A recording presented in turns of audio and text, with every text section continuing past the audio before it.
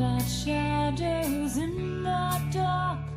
Don't trust what you cannot see. Touch your skin and call your name. It's just the past that looks back at me. Left your home just to get away, but you took the buses with you. Set things up just to break them down. Keeps your mind down nothing new. There's no inspiration. Media actually does. Gone up saviors. Government hunts them down. There's no inspiration. Media actually does. Gone up saviors. Government hunts them down. Yeah. All that's left for you to see is a reflection of myself.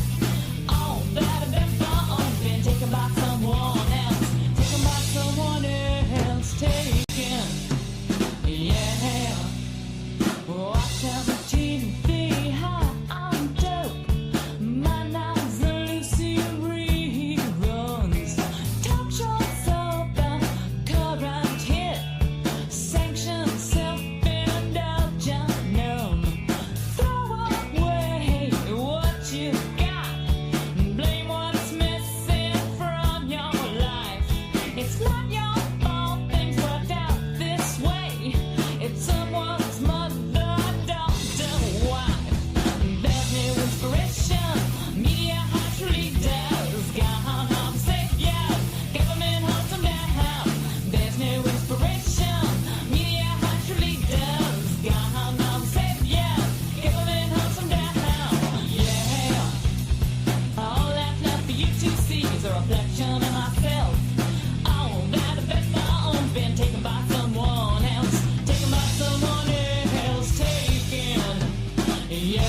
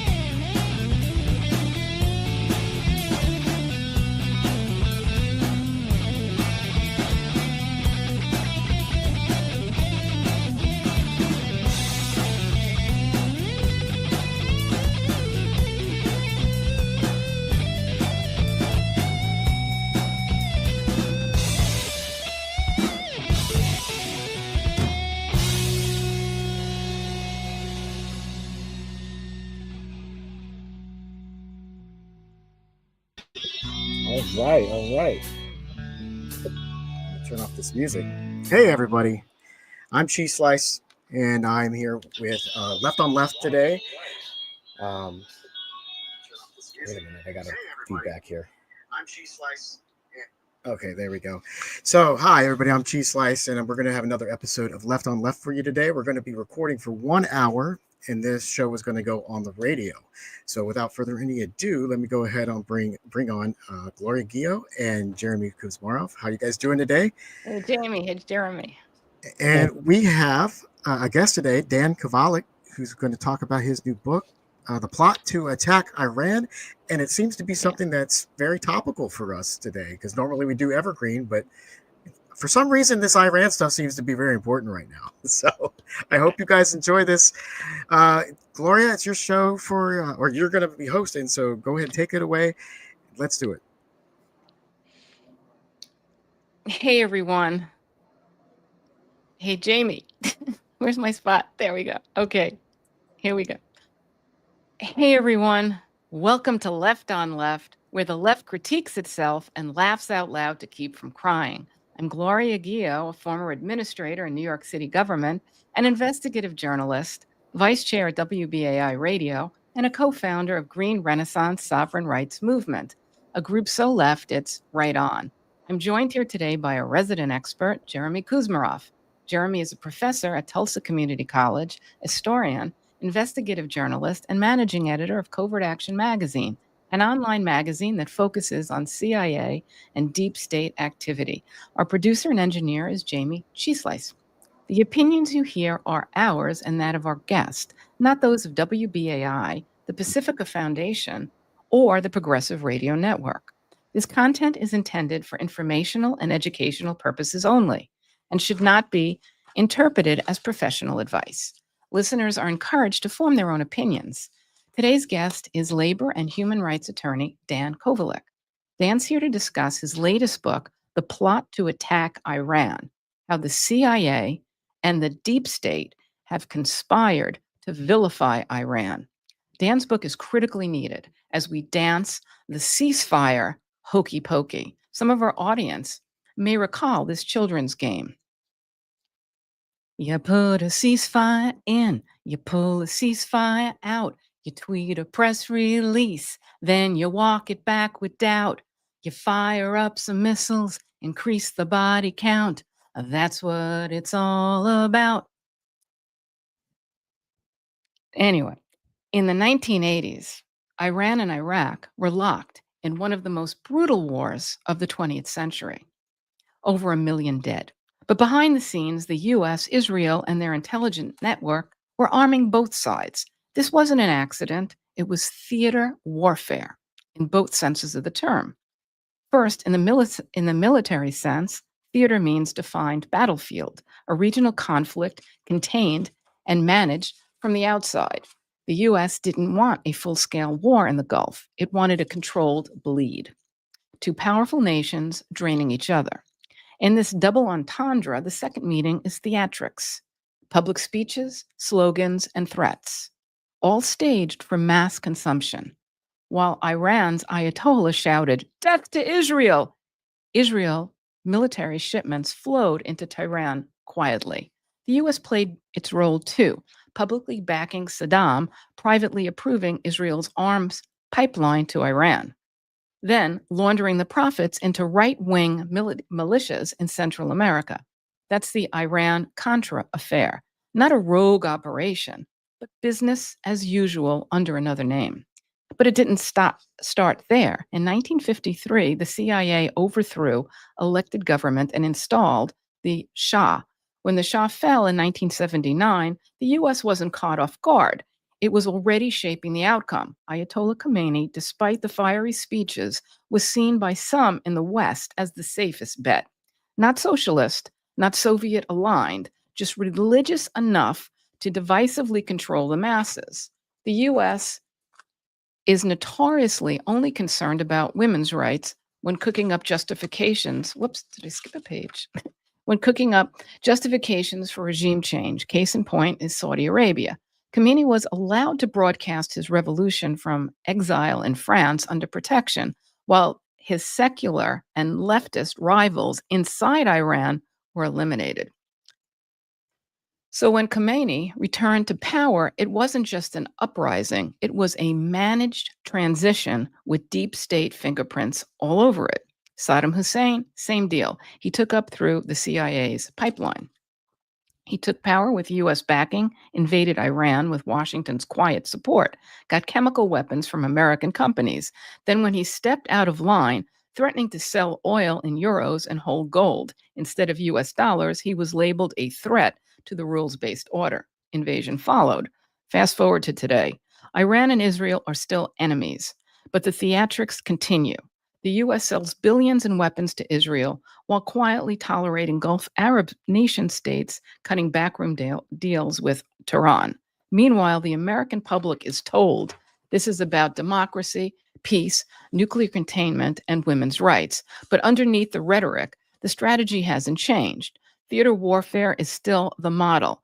Contain the fire, control the flow of weapons, manage the chaos from a safe distance, and when needed, escalate it, just enough to justify more defense spending, more surveillance, more global leverage.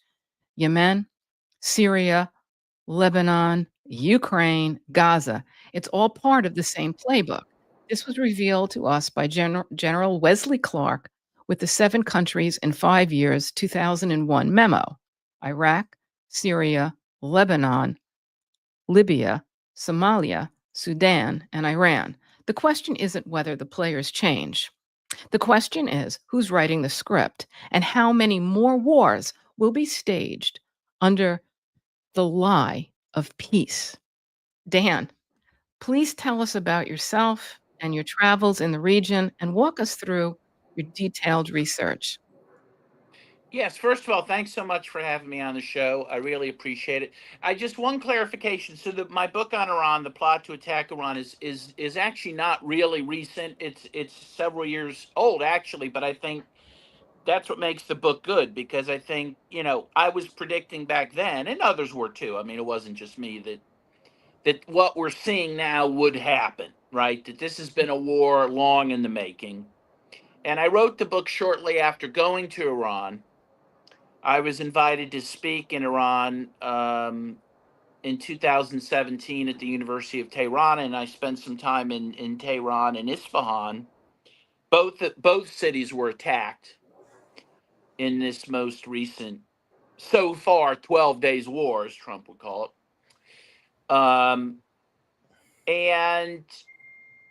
But I've been very interested in Iran-U.S. relations since I was a kid, because I grew up as everyone my age. I mean, when the Shah was deposed in 1979. I was 9 years old at the time, and it was a big deal because recall that the embassy staff, U.S. embassy staff, were taken hostage, which was a big deal. Like every day on the news, it was like, day 31 of the Iran hostage taking, right? And as I note in the book, first of all, they were taken hostages at first by students, not by the government. But in the end, the government ended up kind of taking control of the situation and holding them. And that's important because one of the first, you mentioned, Gloria, some of the very strange dealings between the U.S. and Iran, even after the revolution in 1979. And the first bizarre episode involves the hostages, right? Ronald Reagan was running for president at this time. In 1980, the hostages were still being held. Jimmy Carter was trying to get them released, either through negotiations. He also attempted kind of a failed military operation to release them. In any case, Carter was trying very hard to release them, as he should have, as president of the United States. Meanwhile, we find out that Reagan was trying to have them held longer so that he could win the election, right? If Carter gets them released, that would be a boon for Jimmy Carter, right? Going into the November 1980 election. So it appears that Reagan, through his own CIA contacts, recall that his vice presidential candidate at the time, George Herbert Walker Bush, had been the head of the CIA. So Reagan had access to a lot of contacts. Had a backdoor, made a backdoor deal with the Ayatollah Khomeini to have the hostages held not only through the election of November 1980, but through the inauguration of January 1981. And in fact, the hostages were released, I believe, a couple hours after that inauguration. And I have a very vivid memory of that because I was, when I was growing up, my family was very much a Republican family, and we liked Ronald Reagan at that time.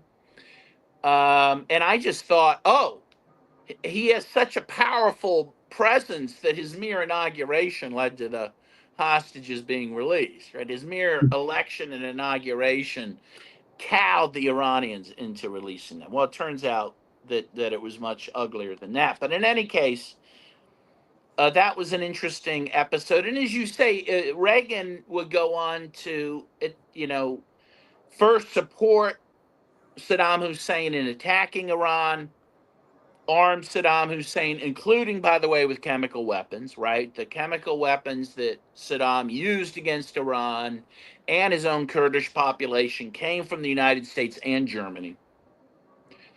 And he wanted that war to hopefully topple the Islamic, government in Iran. But as you mentioned, around 1987, Reagan had a problem. The Contra-war Nicaragua that he was backing these terrorists called the Contras to overthrow the Sandinista government. Congress had cut off funding to the Contras because they were sickened by the terrorist activities of the Contras. So Reagan comes up with a plan to sell arms to Iran illegally. At the same time, he's providing arms to Iraq in this war. He sells arms to Iran and uses the proceeds to fund the Contras. And of course, the other thing, I won't get into it a lot because it's a little off topic, but if people aren't aware of it, the CIA also facilitated the sale of cocaine in the inner cities of the U.S. to also fund the Contras in contravention of congressional authority.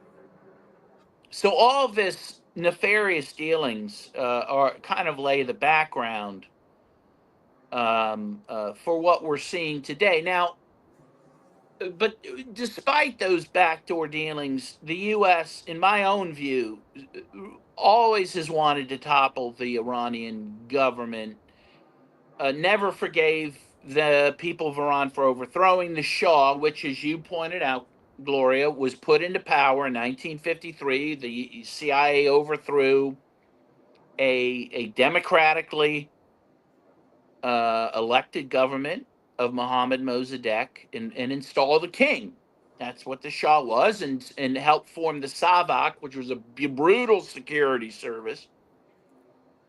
The CIA trained the Savak in Nazi torture techniques to rule Iran. And the Shah, with the help of the Savak, ruled Iran with an iron fist till being overthrown in 1979. As I mentioned in the book, in 1978, the year before the overthrow, Amnesty International had concluded that Iran had the very worst human rights record in the world. Okay, and that was our guys, right? This operation was the CIA's first coup operation ever. As Jeremy and I were working on a book on Syria, point out, it wasn't, though, the first post-World War II coup sponsored by the U.S. That was in Syria in 1946, but that was done by a precursor to the CIA. In any case, the U.S. always resented Iran for overthrowing their Shah. And by the way, who's waiting in the wings now to take power? The son of the Shah. He has reemerged. I believe he's also in Paris. You mentioned the Ayatollah Khomeini was in Paris before he came to power in 1979. The son of the Shah is waiting to retake the peacock throne of his father. And so history continues. I mean, so these things are important to know because we may see, again, very much a replay of history with the Shah coming to power. It appears that's who the U.S. would like to reinstate. As you mentioned, and again, I'm sorry if I have a little stream of consciousness here, but as you mentioned, after 9/11, we learned from General Wesley Clark, that very shortly after 9/11, 2001, the U.S. came up with this plan to overthrow a number of governments, with Iran being kind of the big prize at the end. They wanted to overthrow Libya, Somalia, Syria. There were several others as well, Lebanon. And all the ones I've mentioned have been overthrown, right? With Iran now being I believe now on the, carving block to be overthrown. But it has to be mentioned, because of the vilification of Iran, that also after 9/11, Iran offered to give the U.S. help in the war on terror, and actually did help with it, particularly in Afghanistan. But the thanks Iran got was, the U.S.'s goal, moving towards regime change. So, and the desire for the regime change against Iran really grew after the Iraq invasion, because the U.S.'s toppling of Saddam Hussein brought to power the Shia majority in Iraq, who naturally aligned with Iran. So all of a sudden, they toppled Saddam Hussein, mission accomplished. Oh, but now Iran's been strengthened, so we got to do something about that. And so I always call people's attention to Seymour Hersh's piece in the New Yorker in 2007, where he says the U.S. then begins to actually work with groups like Al Qaeda, who it had ostensibly been fighting after 9/11, to begin to undermine countries like Libya, Syria, and Iran as well. And I think that at least that is the gist of the book that I wrote, which again I think sets the stage for what we're seeing right now.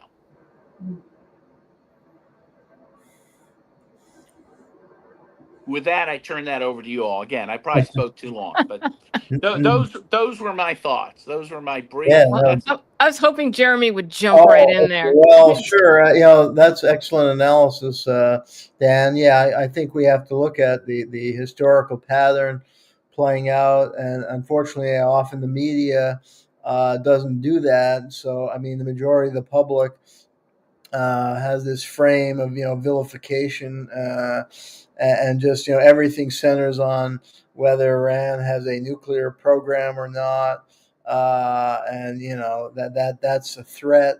And I mean, the regime is vilified to no end. I mean, that's been a decade-long propaganda operation, and I think it's ignored that regime, whatever its flaws, established Iran independence, and that's really, I think you and I understand U.S. foreign policy, having learned from Noam Chomsky and Edward Herman, who really highlighted this well in their books.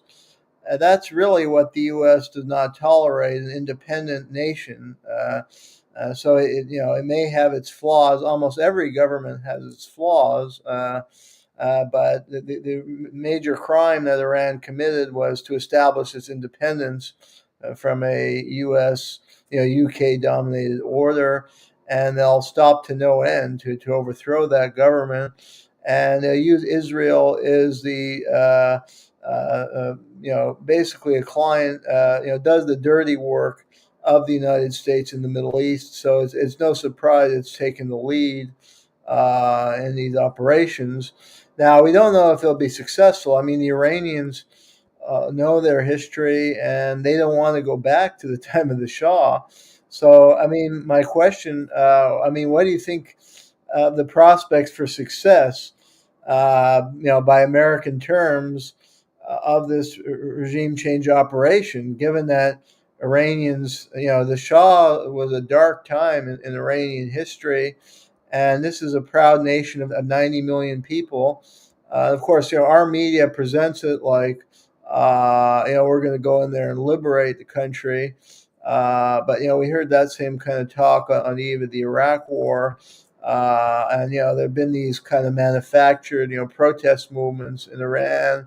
But even with the women's rights issue, and they had that protest a few years ago, which was, I think, backed by the CIA, to protest, and the official story of that fell apart. That it was this woman who allegedly was beaten because she was refusing to wear the hijab, when in fact she had some kind of medical issue on her own. And that protest movement, in fact, most women weren't supporting that movement. Women actually do have a lot of rights in Iran, and many see it as part of their tradition. They don't want the West imposing their standards on Iran. They have their own cultural values they want to uphold, and many women are well educated in Iran and have careers, but they still wear the hijab. They see it as part of their culture. So in any event, I mean, that's just part of the distorted viewpoint we're given here. So my question to you is, what do you think the prospects of success in trying to orchestrate a regime change are. I mean, I think, yeah, the chances of reimposing the Shah are probably slim, at least the imposing the Shah upon the entire country. What I fear, though, and Israel has said this, I believe, in the last couple of weeks, that they are looking at the Libya model for Iran. So what is But the they Libya? want open slave trade too? Yeah, well, I'm sure they wouldn't care about that. I'm sure they're fine with that. But what is the Libya model? So in 2011, NATO bombed Libya in support of jihadist groups within Libya to successfully overthrow Muammar Gaddafi. And the country's been balkanized into at least two parts. There's basically now two different warring groups that rule over their respective halves of Libya. As you mentioned, Gloria, yes, one result of that intervention is that there are sub-Saharan Africans being sold in slave markets openly in Libya because the central government was destroyed. While there are, again, these two competing governments, I would say anarchy is largely the rule of the day, and so a cohesive nation was destroyed in Libya.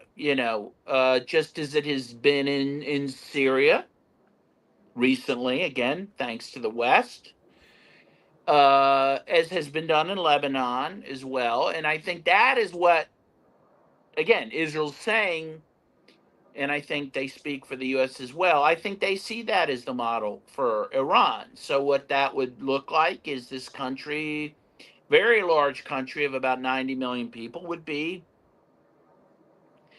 essentially, carved up, balkanized, just like Yugoslavia was as well. And that was a Western project. Is that possible? Yes, I do think that is possible. Is it likely? I don't know. I'd like to think not. But again, after what happened in Syria, and frankly going back to the collapse of the Soviet Union, which I think very few of us saw coming, nothing would surprise me, right? I mean, everything seems possible. So, and I'm sure the Iranians are aware that is a possibility. And that would be a shame. I mean, I guess I would just say I don't view that as a liberation for the Iranian people. As we say, Iran is not a perfect country. It doesn't have a perfect government. But this idea that women are treated better there than probably anywhere else in the Middle East, in truth. I think 70% of their scientists are women in Iran. As you say, they're very well educated. They're not second-class citizens at all, as they are in a country like Saudi Arabia. I'd like to just interject a Yeah. little bit about, I have not been to Iran, but I have been to Egypt. And I've traveled as a female solo traveler. And I wore, when I'm here in the United States, I'll show shoulders. It's okay. It's the culture. But when I traveled to Egypt, I wore a scarf and long sleeves and long pants, and I was covered. And I have to say, the men in Egypt, who everyone warned me about, were so incredibly polite to me. They held doors open for me. They gave me seats. I mean, I had absolutely no issue with men. Then I came back to New York City, and I'm walking down the street, and right next to me is a truck with a billboard on it advertising strip clubs. Mhm. And on the billboard are women completely, virtually naked on these billboards. And these are going past schools and children and all kinds of stuff. And when you look at, Western media, and you look at, all of the advertising advertisement campaigns and everything else, you're always seeing the sexualization of women.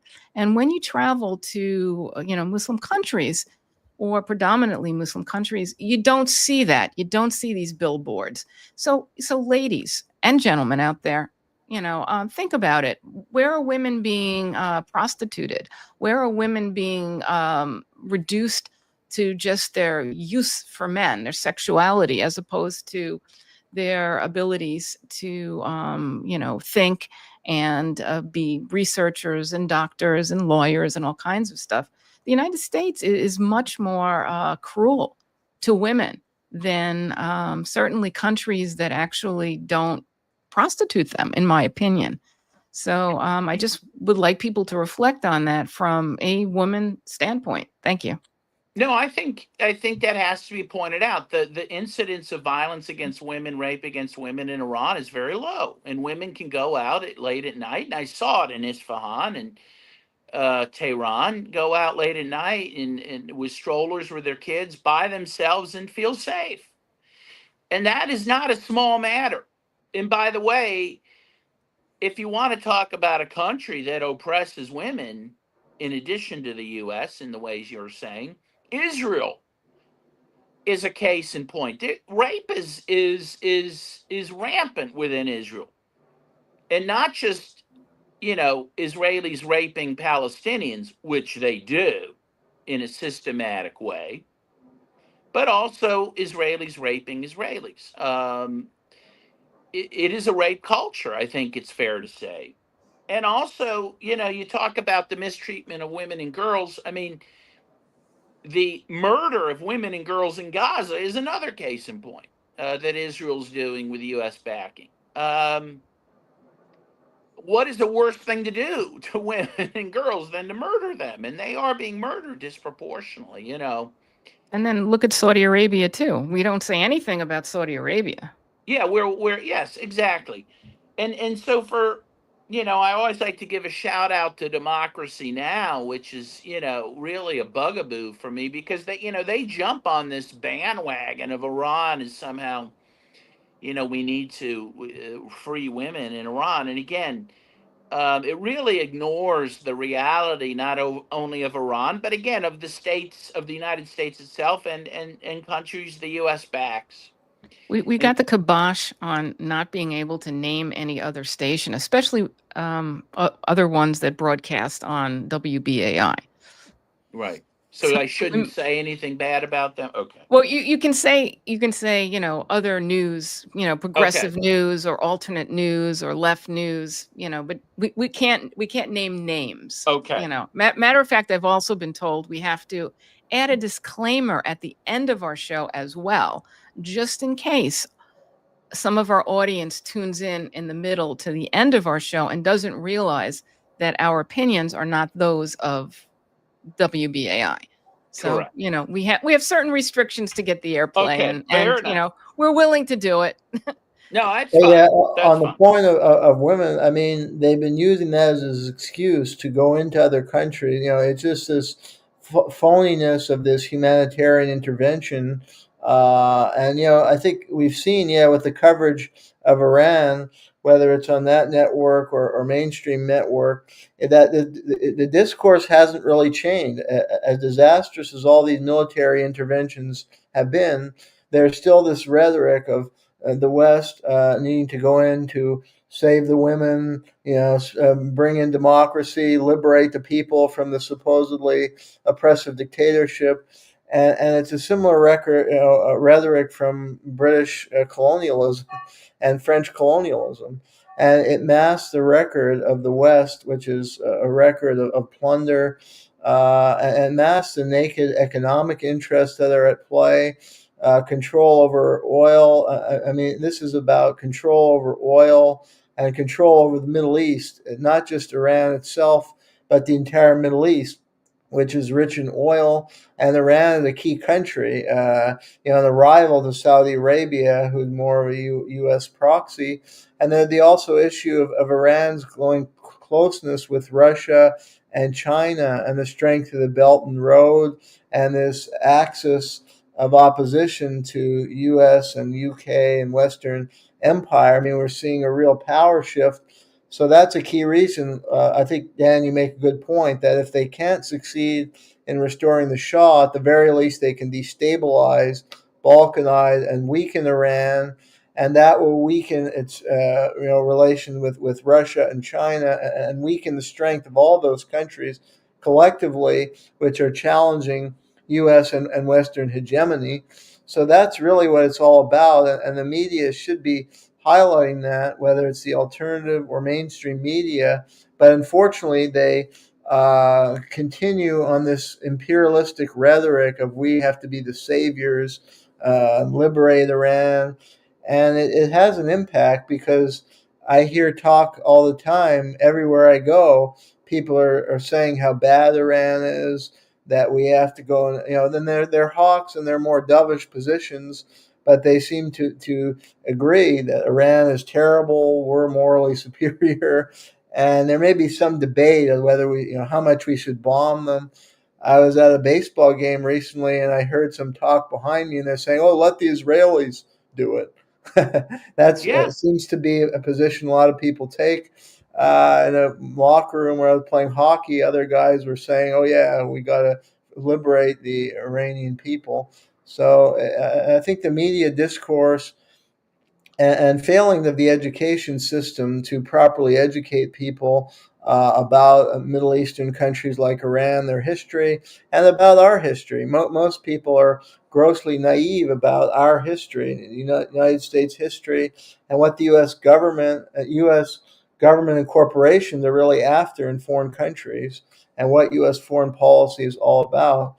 And Noam Chomsky explained it, but he was branded as a radical or something. They don't assign his texts in college courses. You have to discover it on your own. It's only a small number of us who studied it, who understand what it's all about. So.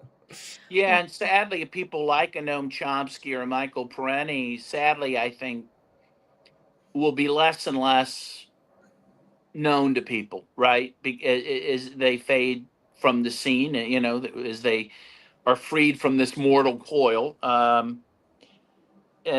so yeah, it's up to Yeah, us to our promote. books, they don't even sell them in the bookstore. I published numerous books with Clarity Press, and I don't see them in any bookstore. They were deeply researched books, same as your books, Dan. They don't get a huge circulation. I mean, Right. Chomsky's books used to be sold in bookstores, and probably still are, but our books are not anymore. I think it's become more authoritarian, and even the literary world has is more there's more censorship now.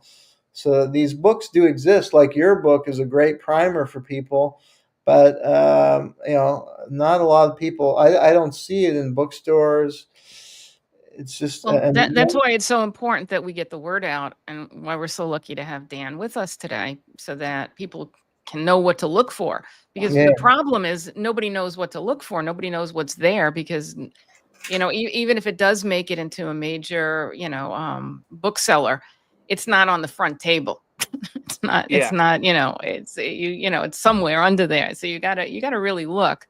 So yeah, I'm hoping that we could do that. But a couple of things I really wanted to talk about. I mean, the last couple of weeks, and why I sang the hokey pokey was that every day I would wake up over the last, I don't know, week and a half, and it would be, okay, it's World War III. Okay, we're bombing them. Okay, Israel's bombing them. Okay, now we're bombing them. Okay, now they're bombing Israel. Okay, it's on, it's off. How did you guys feel going through this? Well, I feel the way I've also felt about the teasing of a ceasefire for Gaza over the last 600 plus days. And that is to say that, every day, as you say, you wake up, you have a little hope. By the time you go to sleep, the hope is dashed. It's very, I think, disorienting in many ways. And I think that, um, yeah, I'll just say that it's frustrating and it's easy to lose hope. I think. Um, I think what I'll just say is I think that this war is not over. It may have a pause for a bit. But as long as the West wants regime change in Iran, and it's made it clear that's what it wants, the war's not going to end. And it's going to take on different forms. And I do fear that ultimately nuclear weapons might very well be used, but not by Iran, but probably by Israel and the United States. So I think it's a very dangerous situation, and I don't think it's a time for complacency. Let me just say that. In fact, here in Pittsburgh, we have a protest today against the war in Iran, which I'll attend. And a lot of people say, "Why are you doing that?" Because the war's over, but it's not over. That's very clear. It's not over, and Iran knows it's not over. Iran knows that any day Israel will be launching missiles at them again. Well, one thing I just want to pick up on, Jeremy and I talk a lot about these psyops and the way that we are controlled by the media, and we being all of us. And do you think that these mixed messages are meant to destabilize us, Jeremy, or meant to keep us on the edge of our seats, so that we kind of become numb in a way? And like Dan is saying, people are like, "Oh, why go to this? What's the point of protesting war? It's over." So in keeping us on the edge, we're not really quite sure what is the right direction. And the other thing I just wanted to say, Jeremy and I talk a lot about this fragmentation of the anti-war groups, where it's on one day, it's okay, we're going to protest the killing, the genocide in Gaza. And the next day, we're going to protest, now Iran, or we're going to protest, a killing. I mean, it's just so fragmented what's going on, as opposed to having, Lebanon. I mean, there's all these like little fires of protest, as opposed to the organization of a functional, peace movement. And so please go into a little bit of the PSYOP and why we don't have an integrated peace movement that's focused on all these issues, that has a multitude of signs, not just the sign du jour. Thank you. Okay, well, 2 points. First, yeah, I would agree. I think a lot of these ceasefire, it's just they're very good at managing public relations related to both your points. So I think there is what call the democracy deficit. At the end of the day, the majority of the public is not thirsty for more war. They don't really want war at all. So the government has to constantly, promote propaganda. There's all kinds of manipulative techniques that we described on the show, and I think the ceasefire is part of that manipulation. Yeah, could he create the illusion? Oh, now there's peace; it's over. But as Dan pointed out, this has been a 40-year war on the Iranian Revolution and the attempt of Iran to establish its sovereignty as an independent country. And this war will continue until either the country is so weak and fragmented, or until the Shah or somebody like him is put in. So a few days respite is not going to make any difference. It's a long strategy. So people should be attuned to that and should be debating and questioning whether they think that is a smart strategy or a humane strategy, and whether countries don't have a right to their sovereignty. I mean, the United States fought the revolution against Britain, and most Americans, I think, would slide if they were able to think clear-headed, if they weren't so propagandified and conditioned, would come to the conclusion, the sensible conclusion, that Iran has a right to their sovereignty as a country, just as the United States had a right to their independence from control by Great Britain. And then related to the point about the anti-war movement, and almost every government, you can pick on the bad things of almost any government in the world, including the United States. Would you be against the revolutionary government because George Washington was a slaveholder? I mean, and committed horrific atrocities against the Native Americans. is just one example. So from our history, what the Iranian government is accused of is nothing like what George Washington actually did, which was involvement in genocidal activity that's well documented by historians. So, most would still say that the U.S. had a right to their independence, and that hopefully they would ameliorate their human rights record on their own. As far as the question about the anti-war movement, I've argued in my Obama book in the last chapter. Hopefully, people would read that book. Of the need for a movement focused on transforming the American economy toward a peace economy. That the root of the problem is the political economy of the United States and how it's structured. And I draw on the writing of Seymour Melman, who I'm sure Dan has read, the brilliant economist at Columbia University, who's now passed away. But he developed in a series of books a set of plans for reconverting the American economy from a war economy to a peace economy. And he worked with even industry leaders and some elected officials to initiate projects in big companies like Boeing, war manufacturers, to get their engineers, instead of developing weapon systems, to develop technologies for civilian use like subway systems, subway cars, for instance. He was getting Boeing executives to agree. And many people in those companies, they're not war-thirsty people. They're skilled scientists and engineers who want to make a good living like everybody else, and that's the only place they can find a good living. They want to apply their skills that they've been trained to do, and the only job or the best job for them is at Boeing, and they'd be happy making subway cars instead of bomber missiles. We urgently need to develop a high-speed rail system in the United States, and we have very skilled scientists and engineers working for those companies. So Melman's was actually working to develop that plan, and he worked with the Speaker of the House, Jim Wright. Unfortunately, they manufactured a fake scandal. Jim Wright supported it, and he was the Speaker of the House. And unfortunately, the military-industrial complex used dirty tricks, manufactured a scandal to have Jim Wright removed from his position. But if there's more grassroots support, that kind of program, I think, could revitalize itself.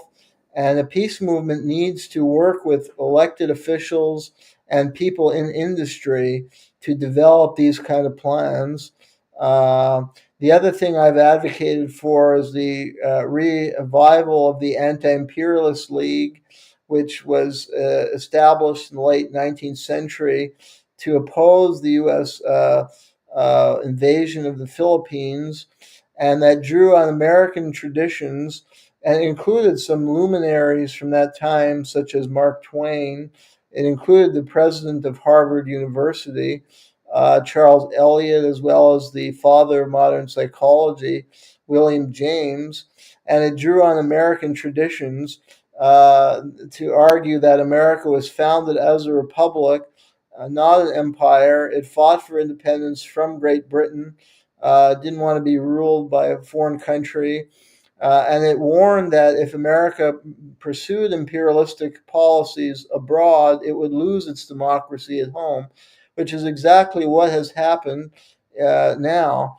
So I think that movement has to be revived as an anti-imperialist league that is not just against this particular war, but I mean, it's good that people are out demonstrating.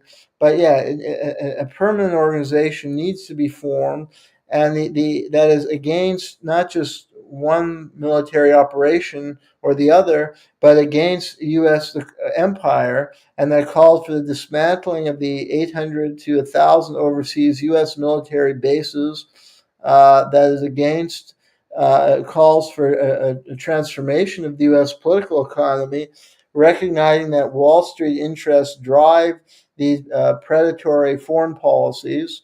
And then embarked, the Anti-Imperialist League published a lot of literature and had a huge educational campaign and that is what is needed.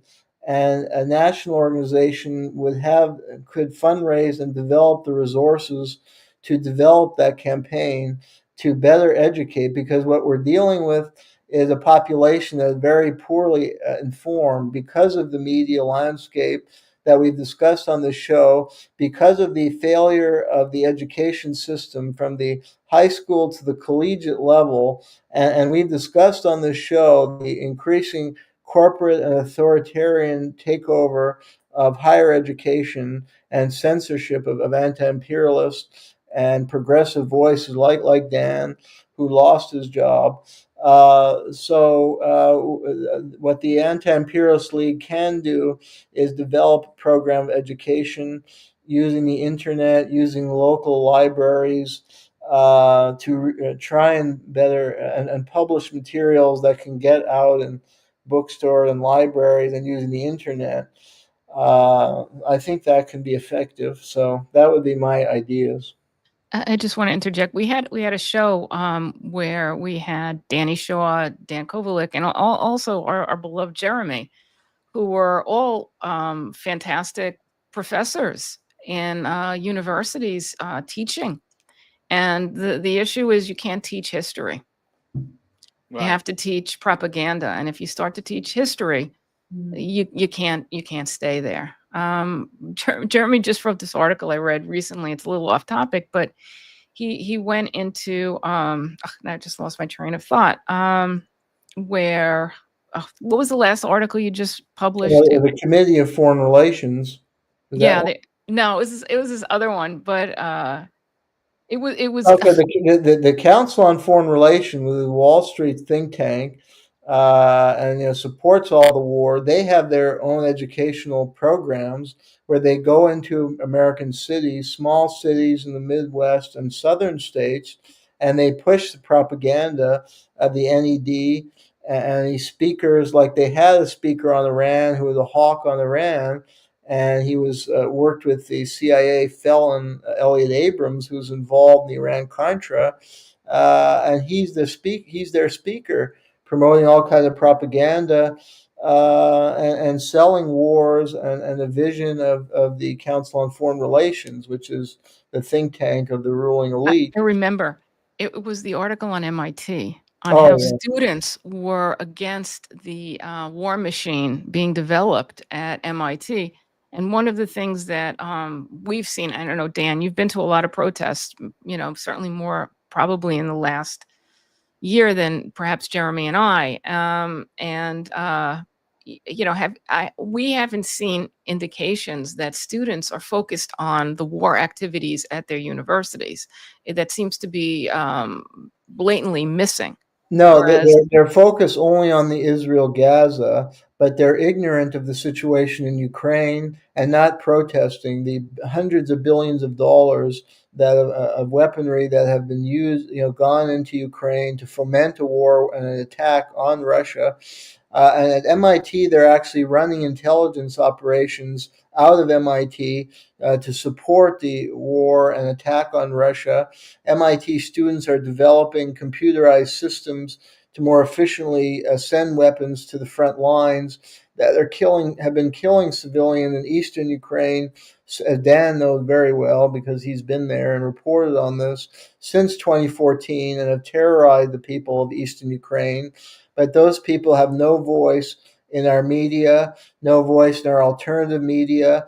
The professor at MIT who teaches the topic I discussed in my article is a Russophobe tied to U.S. intelligence agencies and promotes propaganda in support of the Ukrainian government. So the students are completely ignorant of the real situation in Ukraine, as is much of the U.S. population. So there's been no anti-war activism on that issue. It's all the energy is on the Israel-Gaza, which, as we know, is a terrible situation, but it's not the only bad thing going on. And you have to connect the dots. The Anti-Imperialist League sees a larger U.S. strategy. In fact, it's connected because the U.S. goal is to weaken Russia, and they'll use all kind of, because Russia is a potential rival to U.S. power. And the Eurasian region is rich in oil and gas wealth, and Russia has bountiful natural resources that Wall Street interests want to get their hands on. They were starting to under Yeltsin, and then Putin put a stop to that, so he'd been demonized. The American public has to be educated about that and to connect U.S. policy in the Middle East to U.S. policy because the Middle East is tied to it. They don't want Russia. Iran is allied with Russia and China, and they don't want them gaining a foothold in the Middle East. And in the Syria regime change that Dan and I chronicled in our book was also targeted Russia because Russia was tied with the Assad regime going back 40 years. So it's part of a grand strategy, an imperialistic strategy to dominate the globe and weaken any rivals, using cruel, often methods that cause havoc in countries and massive humanitarian crisis or violence and wide-scale death. The public has to be educated about that, and then you'll see why the protests expand. But these students don't know. And I asked them, I was at the Left Forum, they had some of the leaders of the campus groups who were involved in the Palestine movement, and I asked them about Ukraine. Why are you silent about Ukraine? And they repeated. One said he didn't know what really was. He was honest that I don't know what's going on there. Another guy said just repeated U.S. propaganda that Russia is an evil country that invaded Ukraine. So they don't know any. They have no depth of understanding among the student leaders there. So that's indicative. That was at NYU or Columbia. So the problem is education, the education system, and my idea is that a new anti-imperialist league has to find a way to Dan, help educate the public. Dan, can you tell us a little bit about your on the ground experience in joining these groups and being out with your feet on the ground? Yeah, I mean, it is interesting. I agree with you that, while there is, good protest over very issue specific things like Palestine, which is great, as you say, there isn't a broad-based left to push a more broad range demand for peace. And as Jeremy says, a prioritization of our monies to go towards social programs instead of war. We're very reactive, right? We react to the last conflict and we don't put these things together. But it's even worse than that. There's a lot of divisions even within the Palestinian rights movement, between those who are okay with a war with Iran, for example, or a war against Syria, right? Who don't link those two issues, who don't link the fact that, oh, well, Iran's been supporting the Palestinians, and so was Syria under Assad. And so the movement, even on Palestine specific issues, has been greatly weakened by divisions over these other issues because there is not this more broad left movement that can help educate people about these broader issues and get cut through the propaganda. And that is a shame. And Jeremy, you mentioned the Anti-Imperialist League. I mean, the other, it's a verboten topic, but the other group that really was able to have a broad-based impact was the Communist Party before McCarthyism, which did promote these ideas, promoted culture. The whole folk music scene came out of the international communist movement and the Popular Front and all that, and we don't have that today. We don't have anything like it. We have some burgeoning aspects of it, but we have a fragmented. I agree. I think also the Socialist Party. One thing that they did was they developed a newspaper, and they presented good critical political economic analysis.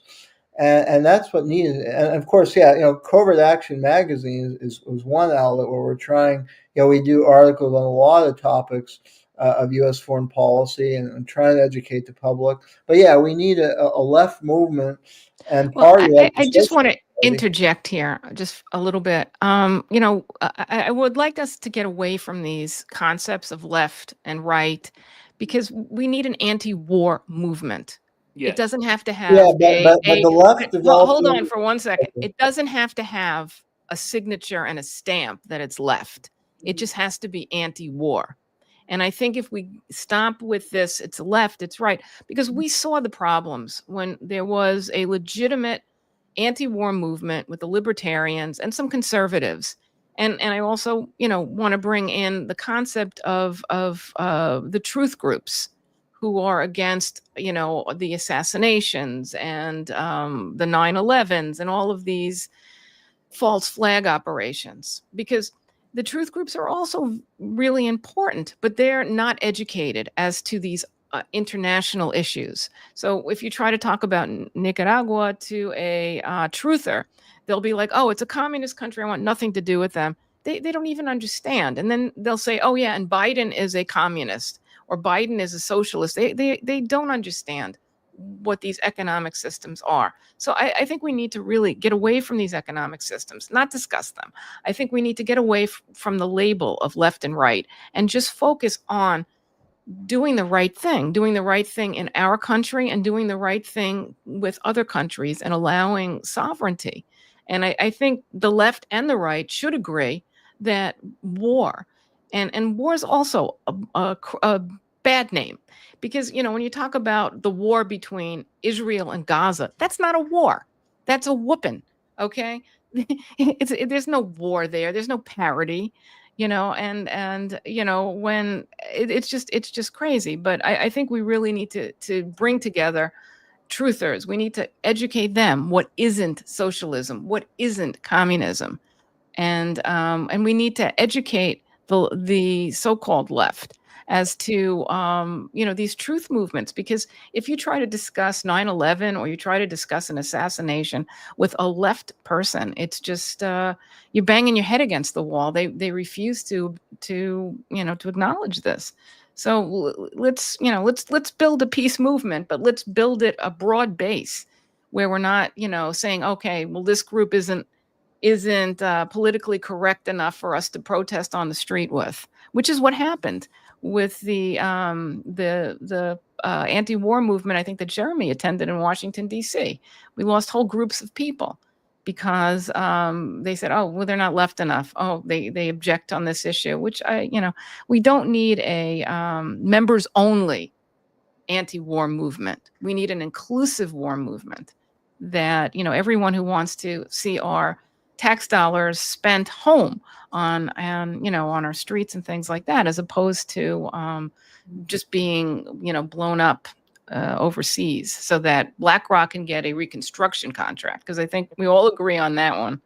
I think we're in the kind of wrap it up. So I want to give Dan a chance to rebuttal, what I've said, and also just to talk a little bit about where we can find your book and your latest article, which I also read in Covert Action Magazine, which was a great, Well, thank you. Great, quick overview of what's going on in Iran. And then, one other thing that just came up that we didn't get a chance to really talk about was all these helicopter crashes, which I found incredibly suspicious. On May 19th, you had a helicopter go down last year. It was critical. You lost a whole bunch of people. And there's been all of these helicopter crashes throughout the history of Iran and in the United States, too. And they're real suspicious. It's every time you get somebody who's charismatic, somebody who's in politics, who's really dependable and reasonable, boom, they were in a plane crash. So, And Iran's hardline president was killed, and nobody's investigated the circumstance. I mean, it's very rare for a presidential plane to go down, or helicopter. It never happened. I mean, they have the best security, the best pilots. He was a hardliner, and they're much better off with a newer president. Is more accommodating to the West. I mean, maybe they were scared of Raisi. He would really fight back. And so, the CIA has a history of assassination, although they cover their tracks pretty well. I mean, I discovered a whole bunch of plane crashes in Iran that dated back to 81, 2006, of course, 2024. And, the other thing is, this is military 101. You don't put everybody in one plane. You don't have 10 really important commanders in one plane. You know to really, separate them out. And it's odd that this is not happening. And then the United States, Jeremy and I talk about assassination techniques, and downing a plane is one of our, one of the United States CIA's go-to. Anytime someone, gets too big, boom, it's a plane crash. So, anyway, let me go back to Dan. Dan, please have a couple of comments and tell us, where we can find you. Thanks. Yeah, well, first of all, I agree that we need a peace movement that it will embrace people from all backgrounds, conservatives, libertarians. At the same time, though, I think you also need a core. You do still need a core, I think, organization with a socialist orientation to be at the heart of that, to educate people. But that's a longer discussion. I just want to thank you for having me on the show. In terms of my book, The Plot to Attack Iran, I also have a newer one, The Case for Palestine. Jeremy and I have one coming up, Syria, Anatomy of a Regime Change. You get all these books, if you want, on Amazon. I know a lot of people don't want to do that.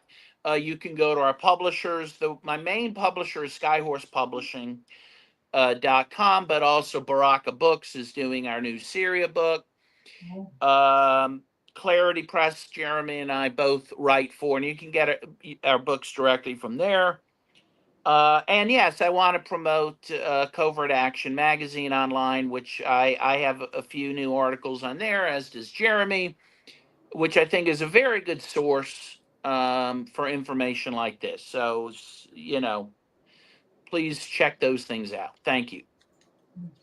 Well, I want to thank Dan Kovalik for joining us. We love him. He's a friend as well as a guest on our show. So that wraps up our show for today. This is Left on Left. I'm Gloria Guillo, joined here today by Professor Jayme Kuzmarov.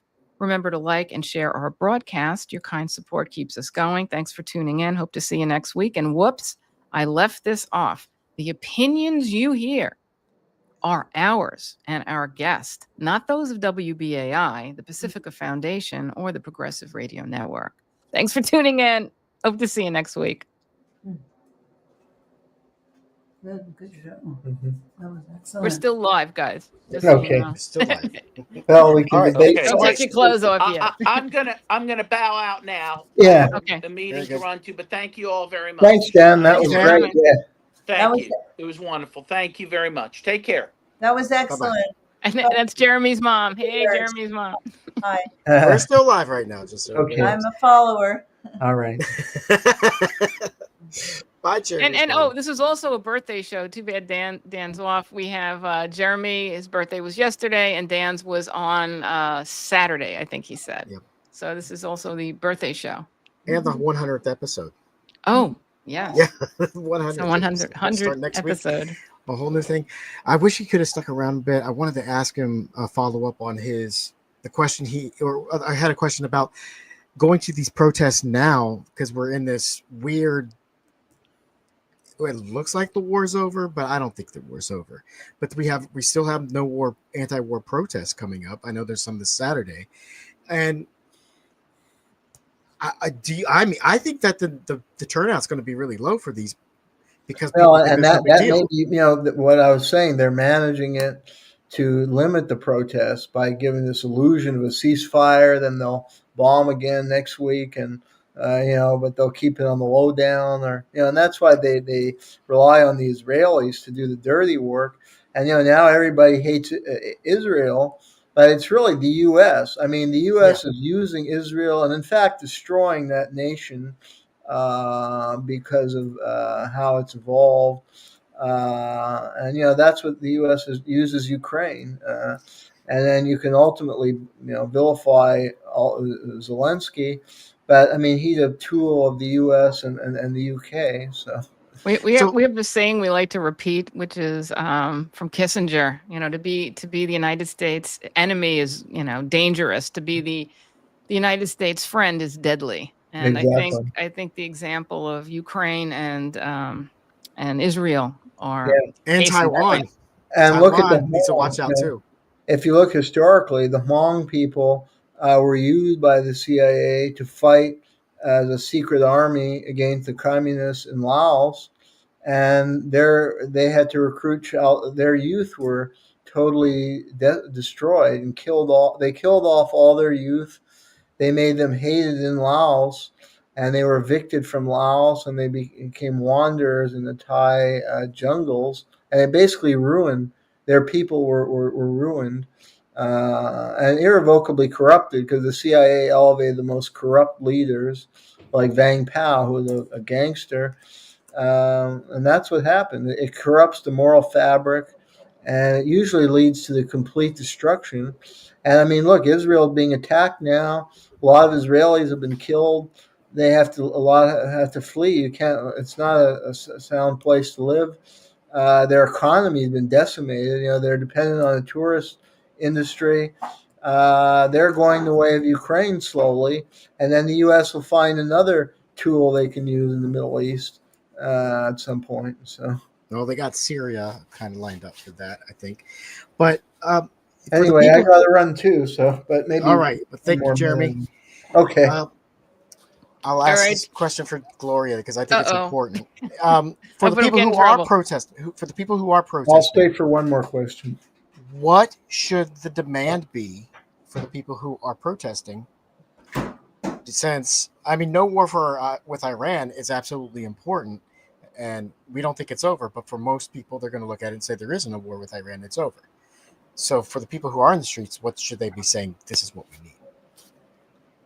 Well, don't bomb Iran because they may bomb them next week. So I would just say, U.S., out of, all countries, focus on the U.S. These are all sovereign countries. We shouldn't be involved. And, the thing is, I guess no proxy wars, That's a good one. get these think tanks and these, I don't know what you'd call the MIT stuff that's still going on, and this, military industrial complex on our campuses, get out of our campuses, get out of, our schools, things Yeah. like that, more general and, not so geared. Oh, one thing I did want to say is, another thing that I don't like about the left at this point is, you have Code Pink, and I can call them out here because we're not on the radio. But, Code Pink was a big one, for regime change in Iran. They were running you hear around. about that? Because Oh, yeah. Medea Benjamin got flack. I don't know. Medea's Wait, different. let me just finish. They were running around with the woman with who wouldn't wear the scarves Are and you say, sure about that? I'm positive. I don't know. Now they're against war with Iran. Yeah, I know. Now they are. But when they were laying the stuff, when that came out, they were supporting her, and they were I don't know broadcasting about this. that. I'd They like to see evidence of that because well, Cook yeah, is there was generally there against was U.S. a militarism in the Middle East. well, no, actually, when it comes, it's seductive because they definitely were parading this woman around and they were complaining about women's rights in Iran. I'd And like to this see is evidence this, of that. yeah, Send me. I'll send it to Anyway, you. I got to They run. were So take care, guys. All right. Thanks, See Jeremy. you soon. all right. Now, I did attend a No War with Iran protest. I believe it was in 2019. And Medea Benjamin was there, and she was definitely Well, leading it's not. the We're not charge talking. for We're against not war with talking. Iran. I'm not talking specifically about Medea Benjamin. I know she's kind of a little bit different from the rest of the organization. The organization is another Singham organization. Okay, it's got a lot of money from Roy Neville Singham, and these organizations have a different flavor. So I'm not calling out Medea in particular. I'm calling out the Code Pink, and But she is the face of it, though. She's one of the faces. Okay. And she did attend the Rage Against the War Machine, even though the organization backed out. She was there. Yeah, I'm not and criticizing yeah, Medea. so I'm not she's been on criticizing her. point. She's been on point, but the But I am organization definitely criticizing, has and these the other problems. thing they did was they were against Myanmar, and they were parading around with a lot of the CIA talking points, and I thought they wanted a sanctions against Myanmar, and which is outrageous. I mean, Yeah, it was because completely sanctions are an against act of everything. war, and so Yes. they're an anti-war organization. They should never be for sanctions. Yeah, they had that all over them too, because as I said, they are funded uh, considerably by Roy Neville Singham, who, in my opinion, is a step down from a Soros. So it's not lost on us. Okay, we see what's going on, and when you start talking about sanctions and getting involved in sovereign countries, Code Pink, knock it off. Okay, don't do that. Yeah, So. but in general, they are generally anti-imperialism and anti-war Right, but most of the time. yeah, but Most the of the the time. issue that they also had a very interesting position on Ukraine, which Mm, yeah, Medea did step away from the group on that, but their she position did. on Ukraine was not supportive of a anti-war peace narrative. Yeah, So I mean, one of the things that we say, and we've talked about a lot on the show, is your friends are much more dangerous than your enemies because they can get in and you let your guard down. So you see Code Pink and you're like, oh, great. They're a wonderful anti-war group. They're out there. They're, giving this person a hard time. They're giving that person a hard time. They write some good articles. They do some good movements. So when they badmouth Iran and their position on women, or they badmouth Myanmar and their positions and want what the United States wants, what the Pentagon wants, which is, sanctions and to overthrow the government, you think, oh, well, it's okay because Code Pink says it's all right, so they must really be bad. And, we've said that also about, and I could talk about that now. We're off WBAI. We say that all the time with Democracy Now. You let your guard down because they get some things right. And yeah, then because your guard is down, they throw in other stuff. And then people are like, okay, well, Amy Goodman said it, so it must be true. So that's yeah. why, I urge all our Well, audience to never give up your vigilance. Anytime anything is said that goes against, what you believe should be the sovereignty of human beings within the United States, the sovereignty of countries, the sovereignties of human beings outside of the United States. Sovereignty is key. When and that's the most important thing. And if we stick with sovereignty, we can have world peace. And it doesn't. You don't have to have a badge or a label to join in. You don't have to be left. right. I don't think we should be having any kind of gatekeeping when it comes to stopping this war machine. But it's going to be tough because war is the chief export of the United States. And if there is peace, then how is the United States going to make money? Well, We've got a bunch of people running this government that all they want to run the government like a business, and they see it as like, we got to make money, and we make money off of war, so we got to keep having these Well, wars. I think we should explore with Jeremy his study of I forgot the guy's name who was coming up with how to convert to a peace economy. I think that would be a nice series. Maybe I got an idea Green on that too. Renaissance sovereign rights movement could host some kind of think tank on the development of a peace economy. What does it take? Starting to study the books that Jeremy recommends. That might be a nice thing to kind Yeah, of pull well, off. I think what we need is a leader who gets in there. You're not going to be able to shut down the military industrial complex in the budget. But what I think you can do is reallocate where the money in the budget goes. And what we maybe want to consider is beefing up the Army Corps of Engineers and then declaring, like, saying we're going to go after the domestic threats like our water system, and then you're going to deploy the Army Corps of Engineer with a bunch of contracts to go and fix the water in all these cities across America. I mean, that's one thing you could do. So you don't have to reduce the military budget, but we're going to take it away from the bomb makers and send it over to people making systems that can fix water. You could also have them do the same thing trying to fix bridges, maybe working on dams, things like that. Because you could say, well, there's a domestic threat and we got to take care of it, and we're going to use our military to do it. And we're going to use the branch that's all about building stuff instead of the branches that are all about bombing I'd stuff. love to see that. Let's do it, Jayme. Yeah. All right. I'm going to head out. Thank you, Jayme. All right. Thank you, Thanks to our Gloria. audience. We're going to wrap this thing up, and we'll see you next week. This is 100 episodes. That's pretty impressive. And we're gonna keep working for doing maybe another 100 more. Maybe. That's 2 more years from now, by the way. Shout out to Pasta. Yeah, shout out to Pasta. I hope he's doing better because he was having a rough week. So All right. we'll bring him So on. long. I want to bring him on because I wanted to bring him on today, but he couldn't make it. So we'll do it in the future. See you guys. Have a good one.